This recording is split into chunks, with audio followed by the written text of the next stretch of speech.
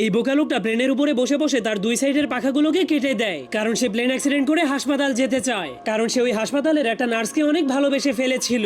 এরপর প্লেনটা ক্রাশ হলেই জলদি করে সেখানে একটা অ্যাম্বুলেন্স চলে আসে, কিন্তু একই অ্যাম্বুলেন্সের লোকেরা তো তাকে সেখানে ফেলে রেখে প্লেনটাকে নিয়ে হাসপাতালে চলে গেল। আর এই মোটা লোকটাও হাসপাতালের সেই নার্সটাকে অনেক ভালোবেসে ফেলেছিল, এই জন্য সেও অ্যাক্সিডেন্ট করে হাসপাতালে ভর্তি হওয়ার জন্য একটা ষাঁড়গরুকে লাল কাপড় দেখিয়ে রাগাতে শুরু করে দেয়। তখন ষাঁড়গরুটা তাকে বলে, মরতে চাইলে ট্রেনের সামনে গিয়ে শুয়ে পড়, 1 সেকেন্ডের মধ্যেই মরে ভূত হয়ে যাবি। কিন্তু মোটা লোকটা তার কোনো কথাই শুনছিল না, কারণ সে শুধুমাত্র অ্যাক্সিডেন্ট হয়ে হাসপাতালে যেতে চাইছিল। তখন ষাঁড়গরুটা তাকে মারার জন্য ফুল স্পিডের সামনে আগাচ্ছিল, আর সেই লোকটা কোনো ভয় না পেয়ে গোতা খাওয়ার জন্য সোজা হয়ে দাঁড়িয়েছিল। কিন্তু তখনই হঠাৎ করে ষাঁড়গরুটা কিছু দেখতে পেয়ে অনেক কষ্ট করে ব্রেক মেরে দেয়, যার ফলে সে ধীরে ধীরে মোটা লোকটার কাছে পৌঁছে যায়, কারণ সে পোস্টারের মধ্যে অনেক সুন্দরী একটা মেয়ে গরুর ছবি দেখেছিল, যার কারণে সে ওই মেয়ে গরুটার প্রেমে পড়ে যাওয়ার কারণে মোটা লোকটাকে গোতা না মেরেই ছেড়ে দেয়। তবুও মোটা লোকটা হার না মেনে নিজেকে অ্যাক্সিডেন্ট করার জন্য ট্রেনের রাস্তার উপরে গিয়ে পাছা উঁচু করে শুয়ে পড়ে। কিন্তু তখনই চিকন